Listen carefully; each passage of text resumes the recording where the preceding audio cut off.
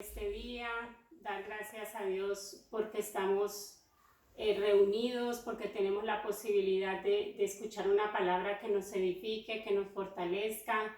Dar gracias a Dios porque el alimento no ha faltado en nuestro hogar, porque la salud tampoco ha faltado, porque Él nos ha protegido.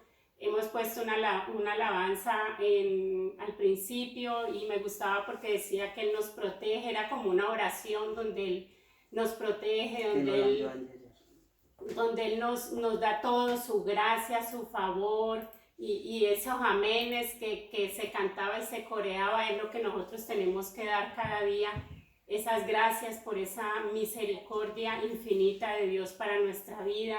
No importa la situación difícil, no importa lo que estemos viviendo, Dios está con nosotros. Decía la canción que Él nos ama, Él nos ama, Él nos ama, y ese amor no es un amor que se dice, es un amor que se expresa, es un amor que da, y lo recibimos con su misericordia en nuestra salud, en nuestra casa, guardando los nuestros. Entonces, gracias, Padre, por esa misericordia que hoy es nueva, Señor, que será nueva mañana y pasado mañana y en los días venideros. Gracias, Señor, por guardar nuestra familia. Gracias, Señor, porque vendrán tiempos mejores, amado Dios, y en ti, Señor, podemos vivirlo todo, superarlo todo y hacer todo para que la manifestación de ese Cristo, Señor, sea una realidad en nuestra vida. Gracias en este tiempo te damos, Señor. Bendecimos la palabra, bendecimos cada persona que está conectada, sus familias, sus hogares, y deseamos que esta palabra hoy los empodere y los llene de fortaleza para lo que puedan enfrentar esta semana, en el poderoso nombre de Cristo Jesús. Y todos decimos amén y amén. Bueno, familia, hoy les quiero compartir la palabra. Dios me ha dado algo que ha ministrado mucho mi vida, y yo quiero de esa misma manera que sea ministrada la suya. Yo quiero empezar con una pregunta que quiero que se la contesten en este momento allí, en sus casas, en su mente, pero al final haré de nuevo la pregunta, ¿vale? Entonces, yo quiero que usted se pregunte cómo ha mirado esta situación, con qué ojos ha visto esta situación que estamos viviendo, de esta pandemia, de este confinamiento, de lo que estamos viviendo actualmente, y qué perspectiva tiene cuando esto acabe, ¿vale? Eso es lo que yo quiero que se planteen allí y lo dejen ahí en stand-by, que luego hablaremos de eso, ¿vale? Para empezar, yo quiero ya con la palabra, quiero ir al libro de Samuel, el primer libro de Samuel. En el capítulo 16, versículo 7, dice la palabra: y Jehová respondió a Samuel: no mires a su parecer ni a lo grande de su estatura, porque yo lo desecho. Porque Jehová no mira lo que mira el hombre, pues el hombre mira lo que está delante de sus ojos, pero Jehová mira el corazón. Esta palabra viene en un momento para Samuel donde él tiene que ir a ungir un nuevo rey, porque Saúl falló. Y me gusta porque Dios nos quiere enseñar dos cosas.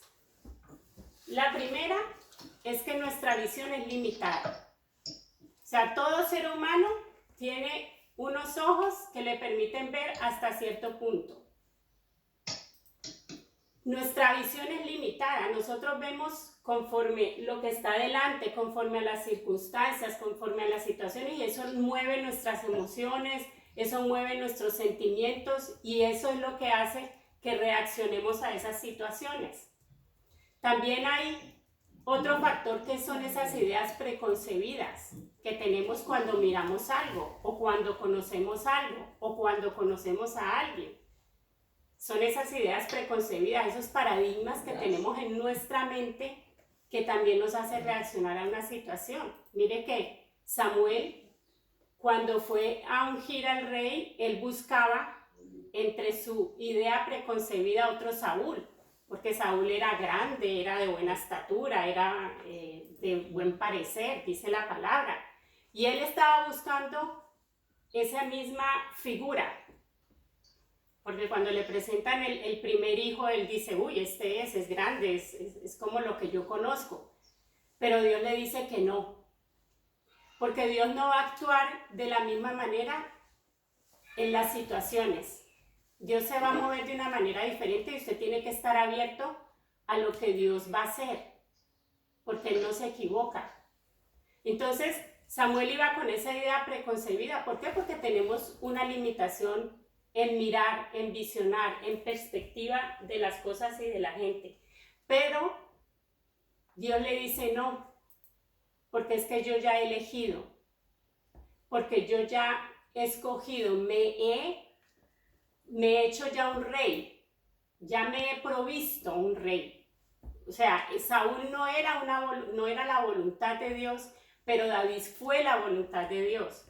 Porque el mirar que habla en este texto preciso, hay una diferencia entre el mirar del hombre y el mirar de Dios. Y el mirar de Dios aquí es escoger. Es que ya está escogido, es que ya está aprobado. Con todo y lo que él sabía que David iba a hacer, David había sido ya aprobado y escogido por Dios. Entonces, me gusta porque nuestra manera de ver es diferente. Y cuando usted lee todo el contexto de cuando David mata a Goliat, usted se sorprende, si lo lee, de ver cómo todo un pueblo de Israel miraba de una manera y cómo David, que era uno solo, tenía otra mirada, tenía otra perspectiva de la situación. Ellos estaban atemorizados, ellos estaban llenos de miedo, pero David, cuando vio el gigante, él no le causó la misma impresión. Él no lo vio como lo veían otros. Mire que la palabra en 1 Samuel 17:24 dice, y todos los varones de Israel que veían a aquel hombre huían de su presencia y tenían gran temor. Y cuando el filisteo miró y vio a David, le tuvo en poco porque era muchacho rubio y de hermoso parecer. Mire que aquí nos está hablando mucho de la visión. Porque en unas te puedes sentir muy superior y en otras te puedes sentir muy inferior. Goliat se sentía muy superior. El pueblo de Israel se sentía inferior. David se sentía superior, pero no por él, sino por el que estaba con él, que era el Espíritu Santo de Dios. Entonces, esa perspectiva limitada nos puede llevar a eso, o a sentirnos pequeños o a sentirnos muy grandes. Pero la palabra de Dios a mí me gusta porque en Romanos 12:3 dice, esto lo dice Pablo, digo pues, por la gracia que me es dada a cada cual que está en vosotros, que no tenga más alto concepto de sí que el que deba tener, sino que piense de sí con cordura, conforme a la medida de fe que Dios repartió a cada uno. Piense con una mente sana. Piense conforme a esa fe. A mí me gusta esta parte porque él dice que usted tiene que pensar con reflexión, con prudencia, con sensatez, con responsabilidad de usted, pero de acuerdo a una medida de fe que él le ha dado. Pero esa medida de fe, ¿para qué se la dio a usted? Él se la dio para salvación. Porque dice que cuando nosotros creemos en Cristo, en ese Hijo que fue muerto, fue crucificado y resucitó, usted obtiene la salvación. Y por gracia, Cristo habita en usted. Es esa fe. Entonces, cuando yo entiendo que es algo que me han dado, que es algo que es inmerecido, que es un regalo, no es mío, Él me lo ha dado. Y todo lo demás me lo ha dado, entonces yo empiezo a pensar de mí con cordura.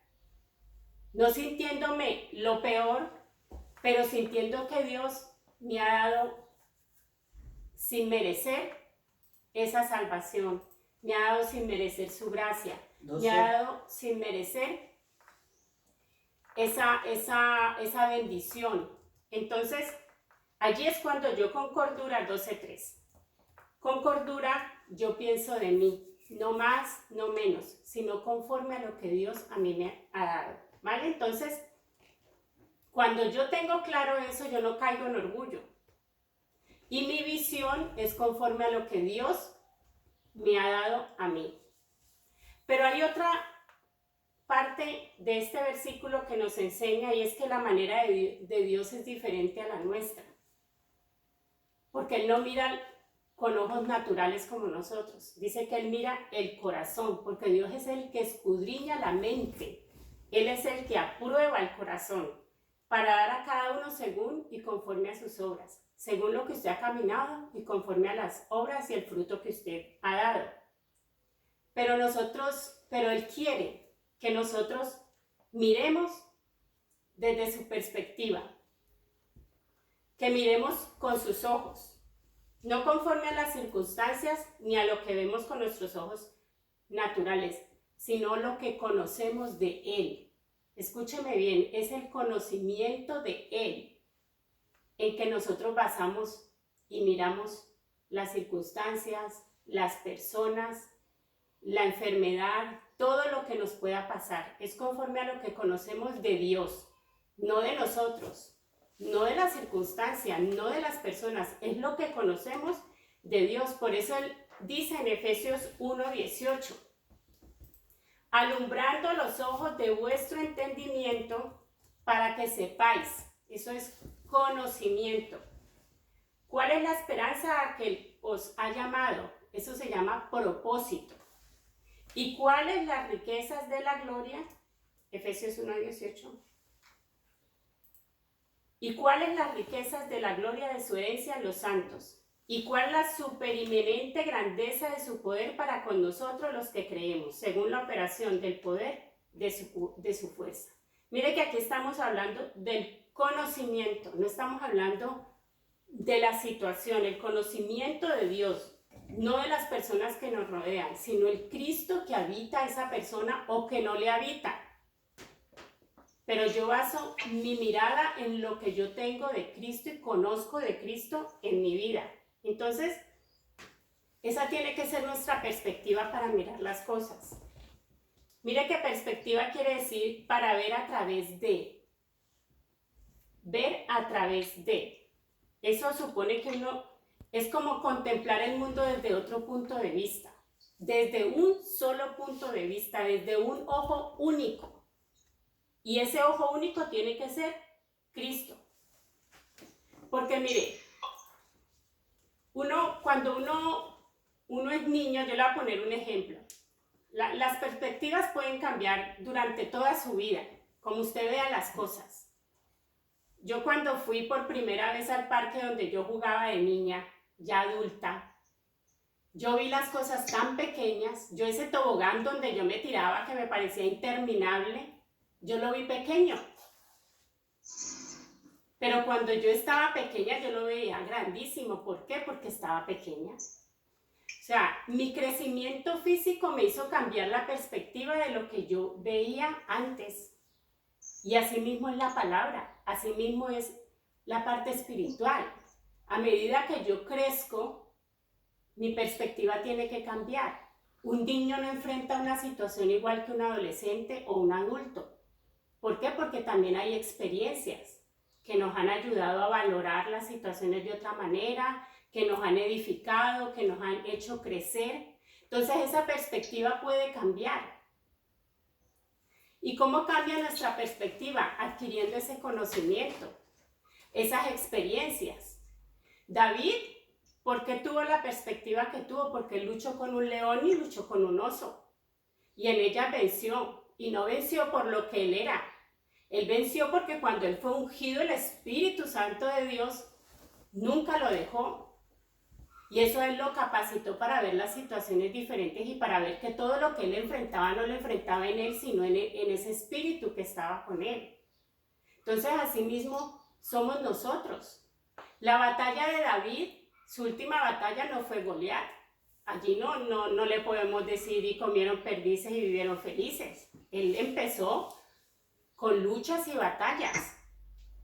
Lo vemos como algo simbólico, pero él enfrentó muchas más cosas. pero todo fue una preparación, todo fue un proceso que lo llevó a él a decir: tú vienes a mí con espada y lanza y jabalina, mas yo vengo en ti en el nombre de Jehová de los ejércitos, el Dios de los escuadrones de Israel, a quien tú has provocado. Mire, el león y el oso iban en contra de algo que tenía David que cuidar. Pero cuando él vio a Goliat, él vio que no lo estaba provocando a él. Él vio que estaba blasfemando y provocando al Dios de los dioses, al creador, a la máxima autoridad. Esa fue su visión. Y eso fue lo que le dio a él la fuerza para poder ganar esa batalla. Entonces, la experiencia de David con anteriores le permitió ver esa situación presente de una manera diferente, la vio como una oportunidad. Imagínense verla como una oportunidad, y una oportunidad de que toda la tierra conociera que había un Dios en Israel. Y yo allí veo la manifestación de Dios. Él vio la oportunidad de poder manifestar a través de lo que Dios iba a hacer, a través de él, que había un Dios en Israel. O sea, él conocía un propósito y él vivía por ese propósito. Entonces, él sabía que si lo había librado del oso, que si lo había librado del león, lo iba a librar de Goliat. Y eso iba a ser para que el pueblo de Israel se levantara, se fortaleciera, dejara su temor, se enfrentara a lo que tuviera que enfrentarse. Pero usó uno que pensó diferente, uno que vio una perspectiva diferente. Uno que creyó en el que estaba con él y que no le había abandonado. Entonces, yo quiero ver la contraparte con Samuel. Samuel perdió totalmente la visión.